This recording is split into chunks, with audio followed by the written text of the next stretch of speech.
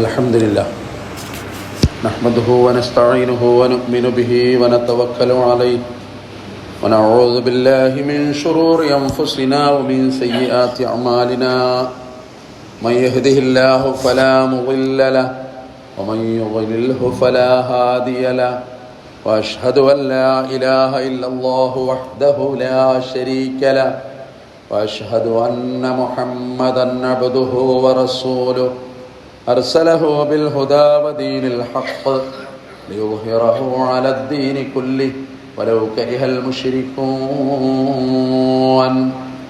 اللهم صل على محمد وعلى آل محمد كما صليت على إبراهيم وعلى آل إبراهيم اللهم بارك على محمد وعلى آل محمد كما باركت على إبراهيم وعلى آل إبراهيم إنك حميد مجيد أما بعد فإن خير الحديث كتاب الله وخير الهدي هدي محمد صلى الله عليه وسلم وشر الأمور محدثاتها وكل محدثة بدعة وكل بدعة ضلالة أيها الإخوان والأخوات أوصيكم وإياي أولا بتقوى الله يا أيها الذين آمنوا اتقوا الله حق تقاته ولا تموتن إلا وأنتم مسلمون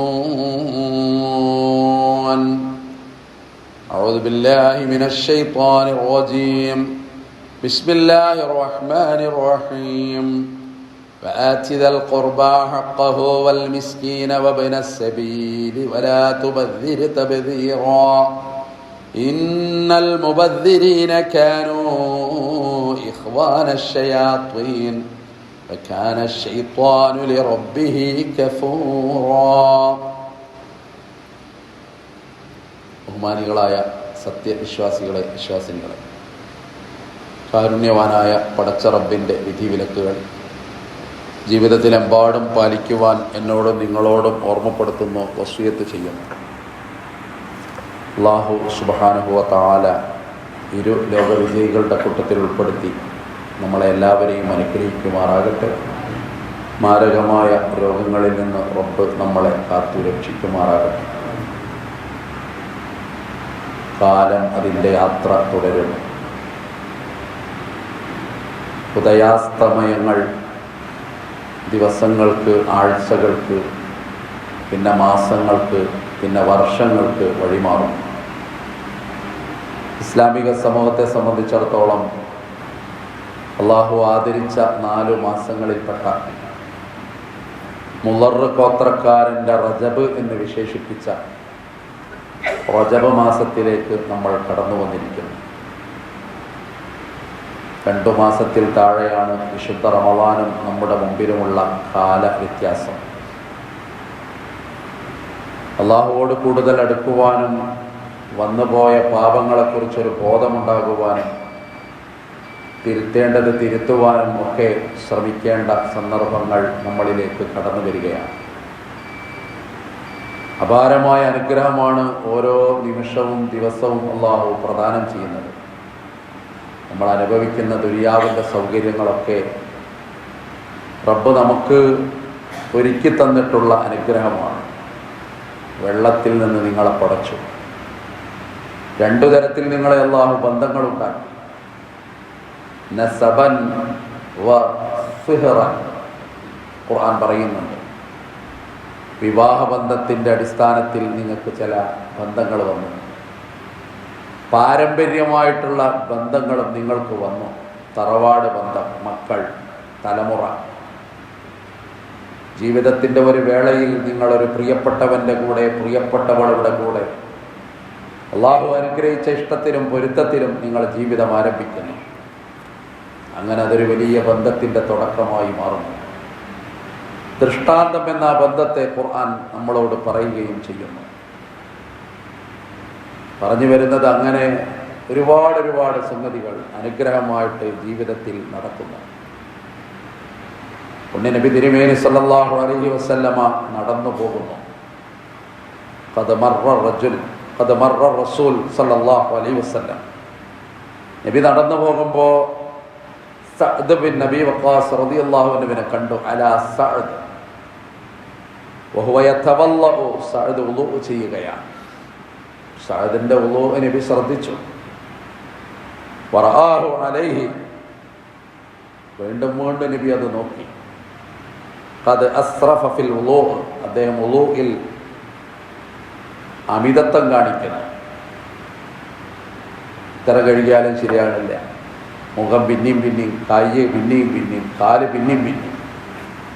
ഇതിങ്ങനെ കണ്ട പ്രവാചകൻ ചോദിച്ചു, സല്ലല്ലാഹു അലൈഹി വസല്ലം ചോദിച്ചു, മാ ഹാദ സറഫ് യാ സഅദ്, എന്താണ് സഅദേ ഇങ്ങനെ ഒരു ധൂർത്ത്?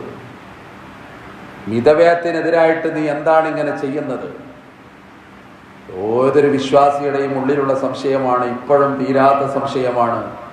ഫിൽ വുളൂഇ സറഫുൻ യാ റസൂലല്ലാഹ്, വുളൂ ചെയ്യുമ്പോഴൊക്കെ ഇങ്ങനെ ധൂർത്തുണ്ടോ?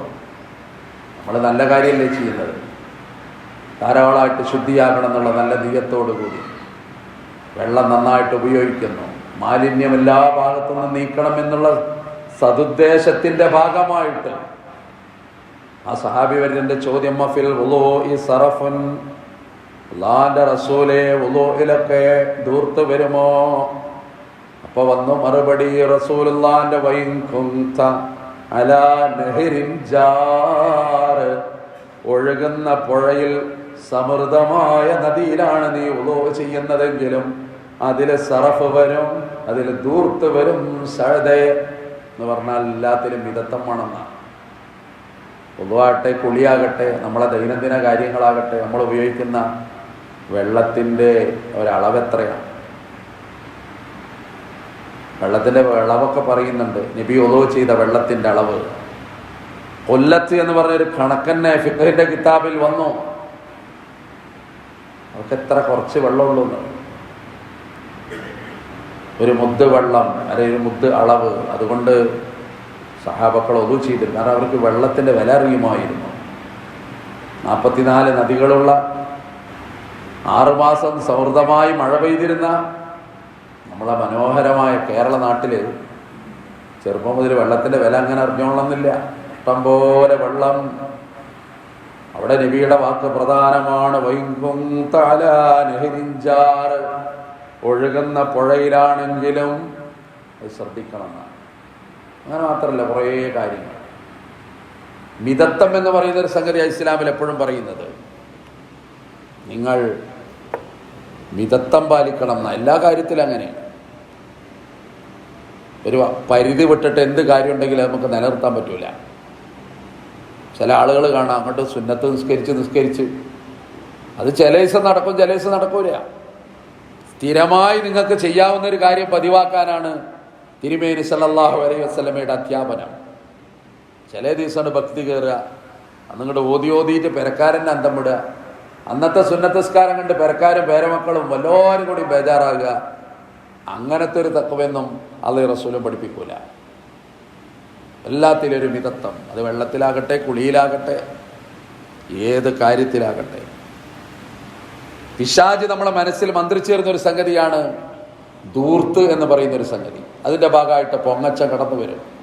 അൽഹാക്കുമുത്തകാസുർ ഹത്താ സുർത്തുമുൽ മഖാബിർ. പൊങ്ങച്ചം നിങ്ങൾ അശ്രദ്ധമാക്കി നിങ്ങൾ നിങ്ങളുടെ കബറിടത്തിൽ എത്തിച്ചേരുന്നത് വരെ എന്ന ഖുർആൻ്റെ ഒരു വാക്ക് വല്ലാത്തതാണ്. എല്ലാ കാര്യത്തിലും അങ്ങനെയാണ്. ആമുഖമായിട്ട് നമ്മൾ സൂചിപ്പിച്ചല്ലോ. ഇപ്പം നമ്മളെ വിവാഹം ജീവിതത്തിലൊരു പ്രധാനപ്പെട്ട സംഗതിയാണ്, കുടുംബത്തിലൊരു സന്തോഷമുള്ള സംഗതിയാണ്.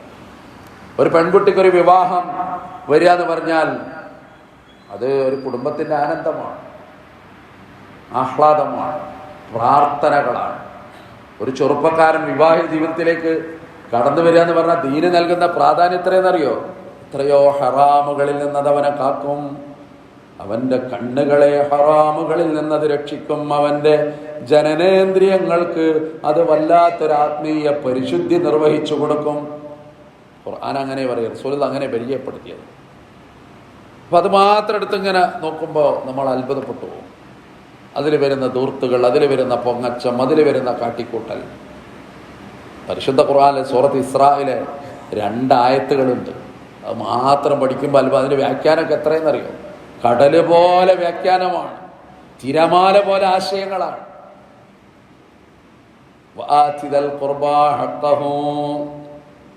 നിങ്ങളെ കുടുംബക്കാർക്ക് അവരുടെ അവകാശങ്ങളെ വകവെച്ചു കൊടുക്കണം. വൽ മിസ്കീന, പാവങ്ങൾക്കും നിങ്ങളത് കൊടുക്കണം. വബിനസ്സബീൽ, യാത്രക്കാരനും നിങ്ങളവരുടെ അവകാശങ്ങളെ വകവെച്ചു കൊടുക്കണം. ഒരു രീതിയിൽ ജീവിക്കുമ്പോൾ നിങ്ങൾക്ക് പറ്റും. അതിന് പരിധി വിടുമ്പോൾ സാധിച്ചോളന്നില്ല. അതുകൊണ്ട് ഖുർആൻ പറഞ്ഞു, വല തുബദ്ദിർ തബ്ദീറാ, നിങ്ങൾ ഒരിക്കലും ധൂർത്തടിക്കുന്നവരാകരുതേ. ഇന്നൽ മുബദ്ദിരീന, തീർച്ചയായും ധൂർത്തിന്റെ ആളുകൾ കാനൂ ഇഖ്വാന ശയാത്വീൻ, അവർ പിശാചുക്കളുടെ സഹോദരന്മാരാണ്. അള്ളാന്റെ ശൈലി നോക്കണം. വകാന ശൈത്വാനു പിശാചോ ലിറബ്ബിഹി കഫൂറാ, അവന്റെ രക്ഷിതാവിനോട് നന്ദികേട് കാണിക്കുന്നവനുമാണ്. ഈ ധൂർത്ത് വരുമ്പോൾ അറിയാത്തൊരു നന്ദികേട് വരുന്നു. അള്ളാഹുവോടുള്ളൊരു പുച്ഛം വരിക. അള്ളാഹ് കൊടുത്ത അനുഗ്രഹം, അവൻ കൊടുത്ത സമ്പത്ത്, അവൻ കൊടുത്ത ആരോഗ്യം, അവൻ കൊടുത്ത ആയുസ്, അതിൻ്റെ ബലത്തിൽ ഇങ്ങനെ തിളങ്ങിയപ്പോ പടച്ചോനങ്ങോട്ട് പറ്റങ്ങോട്ട് മറന്നു പോവുക. വലാ തകൂനൂ കല്ലദീന നസുല്ലാഹ്, ഒരു കൂട്ടരെ പോലെ നിങ്ങളാകരുതേ അവരല്ലാഹനെ മറന്നുപോയവർ. ഫഅൻസാഹും അൻഫുസഹും, അങ്ങനെ അവർ സ്വന്തത്തെ പോലും മറന്നുപോയി. എവിടുന്ന് വന്നു, എങ്ങനെ തുടങ്ങി, കടന്നു വന്ന ഒരു ദാരിദ്ര്യത്തിന്റെ കാലം മറന്നു. ഒരു നേരത്തെ അന്നം കഴിക്കാൻ കിട്ടാതെ വിശന്ന വയറുമായി, വേദനിച്ച വയറുമായി, തളർന്ന മനസ്സുമായി അരുമ മക്കളെ നോക്കി കരഞ്ഞ ഒരു കാലം മറന്നുപോയി. സ്വന്തം ജീവിതം അവര് മറന്നു. ഉലൈക ഹുമുൽ ഫാസിഖൂൻ, അവരെത്ര വൃത്തികെട്ടവരാണ്, അവർ എത്രമേൽ ഫാസിഖുകളാണ്. ഹശർ സൂറത്തില് കുറെ കാര്യങ്ങൾ പറഞ്ഞിട്ട് ഇങ്ങനെ വന്നിട്ട് അല്ലാഹ് പറയാം, അവിടെ ധൂർത്ത് എന്ന് പറയുന്ന സംഗതി വളരെ പ്രധാനമായിട്ട് വരിക. അപ്പോൾ വിവാഹമായിട്ട് ബന്ധപ്പെട്ട് നമുക്കറിയാം എന്തെല്ലാം ആഭാസങ്ങൾ. ആകാശത്തിന് ചോട്ടിൽ അള്ളാഹു വിശുദ്ധമാക്കിയ ബന്ധം എന്ന് ഖുർആൻ പറഞ്ഞു, ദൃഷ്ടാന്തം എന്ന് ഖുർആൻ പറഞ്ഞു, നിങ്ങൾക്ക് ചിന്തിക്കുന്നവർക്ക് ദൃഷ്ടാന്തം എന്ന് ഖുർആൻ പറഞ്ഞു. പക്ഷെ നമ്മളെ വീട്ടിൽ നടക്കുന്ന ഒരു വിവാഹത്തെ പറ്റി വെറുതെ ഇങ്ങനെ ആലോചിച്ചു നോക്കും. എന്തൊക്കെ അവിടെ നടക്കുന്നു? നമുക്ക് വല്ല റോളുണ്ടോ അതിൽ? ഒരു വാപ്പാന്ന് പറഞ്ഞിട്ട് ഒരാൾ അവിടെ ഇരിക്കുന്നുണ്ട്, ഒരു കസേരയിൽ ജീവണ്ട് എന്ന് മാത്രം, വേറെ ഒരു പ്രത്യേകത ആൾക്കല്ല. എന്ന് അത് കുട്ടികളെന്തൊക്കെ എന്ന് പറഞ്ഞിട്ട് അങ്ങനെ അങ്ങോട്ട് ഇതാകുക. അതിൽ ആണും പെണ്ണൊക്കെ കണക്കാം. മഹല്ലും സംവിധാനമൊക്കെ നമുക്ക് ജോറാണ്. ദീനെന്ന് പറയുമ്പോൾ നമ്മളെ രക്തം അങ്ങനെ തിളക്കുക. ഖുർആൻ എന്ന് പറയുമ്പോൾ നമ്മൾ നെഞ്ചത്ത് വെച്ച് ഇത് ഞാനിതിൻ്റെ ആളാണെന്ന് അഭിമാനത്തോടെ സമൂഹത്തോട് പറയാം. എത്ര ഭക്ഷണം വേസ്റ്റാക്കി കളയുന്ന ഒരു കല്യാണത്തിന്. ബാക്കിയാവാം, സ്വാഭാവികമാണ്. അപ്പം അത് ആളുകൾക്ക് കൊടുക്കുക അല്ലെ. ഭക്ഷണം കഴിക്കുന്നവർക്ക് അതിൻ്റെ മര്യാദ അറിഞ്ഞൂടാ. എല്ലാതും വാരി വലിച്ചിടും, എന്നിട്ട് അത് ബാക്കിയിടും. എത്ര ഈ ഭക്ഷണത്തിൻ്റെ വേസ്റ്റുകൾ, വിവാഹമാകട്ടെ, നമ്മുടെ ഹോട്ടൽ ജീവിതമാകട്ടെ, അല്ലെങ്കിൽ ഹോട്ടലിൽ നമ്മൾ കഴിക്കുന്ന ഭക്ഷണമാകട്ടെ, അത് വേണ്ടാന്ന് പറഞ്ഞാൽ നമുക്കൊരു മോശത്തരാണ്. അപ്പോൾ നമ്മളത് ഇങ്ങനെ കൊണ്ടുവരിക, അത് എന്നിട്ട് അവസാനം നശിപ്പിച്ച് കളയുക. എന്തൊരു അപകടമാണെന്നറിയും. ഇത് തിന്നാൻ കിട്ടാതെ കൊതിയോടുകൂടി ജീവിക്കുന്ന ആളുകൾ ഇന്ന് ലോകത്തുണ്ട്. മരണത്തിൻ്റെയും ജീവിതത്തിൻ്റെയും നൂൽപ്പാലത്തിൽ കിടന്നാടുന്ന പാവങ്ങളുണ്ട്. പട്ടിണിയുടെ പരിവട്ടങ്ങൾ. ഒരു റൊട്ടി കൊണ്ടാണ് ഫലസ്തീൻ ഒരാഴ്ച നീക്കുന്നത്. നമുക്ക് ഒരു നേരം കട്ടൻ ചായ കിട്ടാതിരുന്ന അവിടെ വീട്ടിൽ ബഹളമായി, പ്രശ്നമായി. സാഹചര്യങ്ങൾ എന്ന് പറയുന്നത് മനുഷ്യന് കൊണ്ടുചെന്നെത്തിക്കുന്ന കുറേ സംഗതികളുണ്ട്. ചില അനുഭവങ്ങളൊക്കെ കേൾക്കുന്നവർക്ക് വെറും മിത്തുകൾ മാത്രമായിരിക്കും. അനുഭവിച്ചവനല്ലേ അതിൻ്റെ യാഥാർത്ഥ്യം അറിയുള്ളൂ. കാലം എന്ന് പറയുന്ന മഹാ അത്ഭുതം, മനുഷ്യരിലുണ്ടാക്കുന്ന മാറ്റങ്ങൾ, അത് ചെറുതൊന്നും അല്ലല്ലോ. കുലൂ വശ്റബൂ, റസൂലുള്ളാഹി അതിനെക്കുറിച്ച് പറയുന്നു. അള്ളാഹ് പറയുന്നു, നിങ്ങൾ ഭക്ഷിക്കണം, നിങ്ങൾ വെള്ളം കുടിക്കണം, പക്ഷെ വലാ തുസ്രിഫൂ, അമിതമാകരുത്. ഇന്നഹു ലാ യുഹിബ്ബുൽ മുസ്രിഫീൻ, അമിതമാക്കുന്നവരെ അള്ളാഹു ഇഷ്ടപ്പെടുകയില്ല. അഅറാഫ് സൂറത്തിലെ ആയത്താണ്. ഈ ആയത്ത് നമ്മളായിട്ട് എന്താ ബന്ധം? കാര്യമായിട്ട് ബന്ധമൊന്നും ഉണ്ടാവില്ല. ഖുർആനിലൊരു വരിയാണ്, നമ്മളതങ്ങനെ ഓതിപ്പോയിട്ടുണ്ട്. എൻ്റെ മൈമൂന എത്ര നല്ല പെണ്ണാണ്. റസൂലുള്ള ഒരിക്കൽ ഭാര്യയെക്കുറിച്ച് പറയാണ്, ജീവിതത്തിലേക്ക് വസന്തം പോലെ കടന്നു വന്ന നബിയുടെ മൈമൂന, നമ്മുടെ ഉമ്മഹാത്തുൽ മോമിനീങ്ങളിൽപ്പെട്ട മൈമൂനയെ പറ്റി റസൂലുള്ള പറഞ്ഞു, എൻ്റെ മൈമൂന എത്രയോ നല്ലവൾ. ഭക്ഷണം കഴിക്കുമ്പോൾ അതെങ്ങാനും താഴെ വീഴുമ്പോൾ അതെടുത്തിട്ട് വീണ്ടും കഴുകി കഴിക്കാറുണ്ട് എൻ്റെ മൈമൂന. അത് പാടാണ് നമുക്ക്. ഭക്ഷണം അഥവാ താഴെ വീഴുമ്പോൾ അതെടുത്തിട്ട് കഴുകി കഴിക്കും എൻ്റെ മൈമൂന. നബി ഭാര്യയുടെ മഹത്വം പറയാം. എന്തോ ഒരു മഹത്വ ഇസ്ലാമിലതെന്നറിയും. ഭക്ഷണം വേസ്റ്റാക്കി കളയുക വിവാഹത്തിൻ്റെ പേരിലല്ലേ. ഒറ്റ ഭക്ഷണം മതി. ഇപ്പം അടുത്തൊരു കുടുംബനാഥൻ പറഞ്ഞു, നമുക്ക് ഏതായാലും ഒരു ഭക്ഷണം മതി, വീട്ടുകാരോ നാട്ടുകാരോ ഒക്കെ പാടെ അയാളെ നേരാണ് ചാടിയതാണ്. ഇത്ര അന്തല്ലാത്തൊരു മനുഷ്യനെ ഞാൻ കണ്ടിട്ടില്ല എന്ന് സഹധർമ്മിണി പറഞ്ഞിട്ട് അയാൾ ഞെട്ടിപ്പോയി. ഒരു ഭക്ഷണം മാത്രം കൊടുക്കുക, എന്താ നിങ്ങൾ പറയണെന്നാണ്. അങ്ങനെ അങ്ങോട്ട് എത്താൻ പറ്റാതെ ആയിപ്പോയി. ഈ ഒഴുക്കിനനുസരിച്ച് നീങ്ങിയില്ലെങ്കിൽ സമൂഹത്തിൽ നിന്ന് ഭ്രഷ്ട് കൽപ്പിക്കപ്പെടുന്ന ഭീകരമായ സാഹചര്യത്തിലേക്ക് പോവുകയാണ്. അവിടെ മാത്രം സമയനിഷ്ഠ ഉണ്ടോ നമുക്ക്? പുതിയാപ്പള എപ്പോഴാണ് വരിക? 11 മണിക്ക് വരും പുതിയാപ്പള. നിങ്ങളത് നിക്കാഹ് ചെയ്യണം, നിങ്ങൾ നേരത്തെ വരണം, നിങ്ങളൊരു 10:45 എത്തണം. ഒരു സാധു മൗലവി അവിടെ എവിടുന്നോ വന്ന് അവിടെ ഇരിക്കുന്നുണ്ട്, അയാൾ 10:45 അവിടെ എത്തിയിട്ടുണ്ട്. പുതിയാപ്പള എപ്പോഴാണ് വരിക? അതൊരു 12 മണിയൊക്കെ ആയിട്ട് വരിക എന്നുള്ളതാണ് അലങ്കാരം. എന്നാൽ വന്നങ്ങോട്ട് കയറൂല. അവിടെ ഫോട്ടോഷോപ്പായിട്ട് അങ്ങനെ അത് ക്യാമറയുടെ മുമ്പിൽ അങ്ങനെ നിന്ന് ഇങ്ങോട്ട് കയറി കിട്ടാൻ ഒരു അരമണിക്കൂർ. ഇനി ഈ സാധു എന്തെങ്കിലും പറയണോ ഈ ജനങ്ങളോട്, അപ്പം അയാൾ കൂടെ പറയും, കുറച്ച് പറഞ്ഞാൽ മതി, കാരണം സമയം ഒരുപാട് ആയി. ആരതിൻ്റെ ഉത്തരവാദി? ഒരു ജനതയുടെ സംസ്കാരം ആലോചിച്ചു നോക്കും. സമയബന്ധിതമായിട്ടല്ലാതെ ഒരു സംഗതി ഇസ്ലാമിലില്ല. നമ്മളെ ഹജ്ജിന് സമയമുണ്ടല്ലോ, നമ്മളെ നോമ്പിന് സമയമുണ്ടല്ലോ. നിസ്കാരത്തെ പറ്റി കഴിഞ്ഞ ആഴ്ച പറഞ്ഞപ്പോൾ 5 സമയങ്ങളുടെ പേരിലാണ് നിസ്കാരം പോലും അല്ലാഹു നമുക്ക് നിയമമാക്കിയത്. ആ സമയത്തെക്കുറിച്ച് ഏറ്റവും ബോധവൽക്കരണവും അത് ജീവിതത്തിൽ പകർത്തേണ്ടതുമായൊരു സമുദായത്തിൻ്റെ കഥയാണിത്. മറ്റുള്ളവരെ നമുക്ക് കുറ്റം പറയാം, പക്ഷെ അവരെ മുഹൂർത്തം 10:30 കാരണം 10:30 അവിടെ പരിപാടി തുടങ്ങി. അതിങ്ങനെ നോക്കി ചീറിയും തോളിലിട്ട് ഇരിക്കാം സമുദായത്തിന്. നമ്മളെ അവസ്ഥ ഭീകരമാണ്. ചെറിയൊരു സംഗതിയൊന്നും അല്ല അത്. ഈ സമയം എന്ന് പറഞ്ഞതിൻ്റെ ഒരു വില എന്താ നമുക്കുള്ളത്? ആർക്കും ഒരു പ്രശ്നമല്ല. ആ 10 നീ വൈകി വരണവന് വല്ല കുറ്റബോധമുണ്ട്? അതുമില്ല. ഏതോ ഒരാൾക്ക് വേണ്ടിയിട്ടാണ് ഈ വൈകിയത്. അയാളെ വണ്ടി കയറ്റിയില്ലെങ്കിൽ ആ കുടുംബം തന്നെ കൊളാവും. പണ്ടങ്ങനെ കൊളാക്കിയിട്ടുണ്ട് അയാളെ പേടിച്ചിട്ട് അല്ലേ.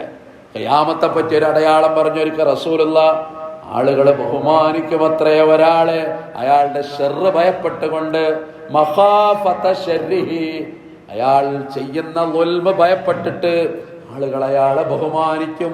അങ്ങനത്തെ ഒരു കാലം വരും. ആ റോളിൽ നമ്മൾ എത്ര പേരുണ്ടെന്ന് ആലോചിക്കുന്നത് നല്ലതാണ്. പലപ്പോഴും സമയനിഷ്ഠ ആലോചിക്കണ്ടേ. എല്ലാ നിയന്ത്രണങ്ങളും കാറ്റിൽ പറത്തുന്ന ഒരു പ്രത്യേക ഹാവഭാവങ്ങൾ പറ്റണത് മതിയില്ലേ മനുഷ്യന്? അങ്ങനെ ഭാരിച്ച കടബാധ്യതകളിലേക്ക് ഒരു കുടുംബം അങ്ങനെ പോവുകയാണ്, കൂപ്പുകുത്തുകയാണ്. അതിൽ പിന്നെ ആളുകളൊക്കെ പിരിഞ്ഞു പോയി. പിറ്റേന്നാണ് കുടുംബനാഥൻ ഇങ്ങനെ ഉരുകാൻ തുടങ്ങി. എവിടുന്നൊക്കെയോ വാങ്ങിയ കടബാധ്യതകൾ. ആളുകളെ കാണുമ്പോഴൊക്കെ അയാൾക്ക് ഭയപ്പാട് തുടങ്ങി. ഓരോ ഫോൺ അയാളുടെ റിങ് ചെയ്യുമ്പോഴും അയാളുടെ നെഞ്ച് പടയാൻ തുടങ്ങി. 15-ാം തീയതി എന്ന് പറഞ്ഞിട്ടാണ് അയാളെടുത്തുനിന്ന് വാങ്ങിയത്. അയാൾ വിളിക്കുകയാണ്, എന്ത് പറയും ഞാൻ അയാളോട്? അങ്ങനെ ജീവിതത്തിൽ ഒരു കള്ളം പോലും പറയാത്ത മനുഷ്യൻ കളവ് പറഞ്ഞു തുടങ്ങി. കളവെന്തൊക്കെയോ കളവുകൾ അയാൾ പോലും അറിയാതെ അയാളുടെ നാവിൻ്റെ തുമ്പത്ത് ഖുർആന്റെ ആയത്ത് വെറുതെയല്ല, ഇന്നൽ മുബദ്ദിരീന കാനൂ ഇഖ്വാന ശയാത്വീൻ വകാന ശൈത്വാനു ലിറബ്ബിഹി കഫൂറാ. ആയത്ത് എത്ര കൃത്യാണെന്നറിയോ? പിശാചിന്റെ സഹോദരനായിട്ട് അയാൾ മാറി. ഇനി അയാൾക്കതേ പറ്റൂ. അയാൾ എല്ലാ സംഗതികളും തകർന്നു പോയി.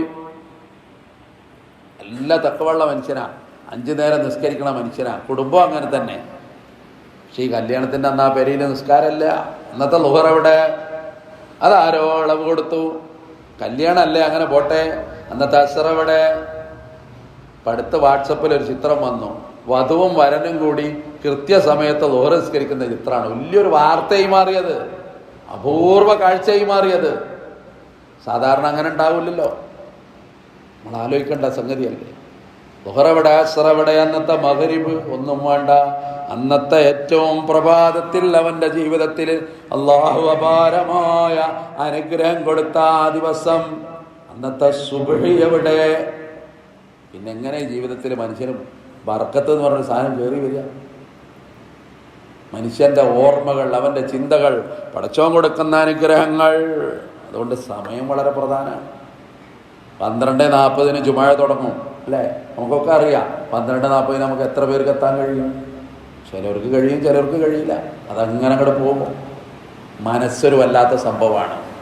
ഈമാൻ എന്ന് പറഞ്ഞ ഒരു ഭംഗിവാക്കൊന്നുമല്ല, അത് ഉള്ളിൽ കയറുന്ന ചില അഗ്നിസ്ഫുലിംഗങ്ങളാണ്.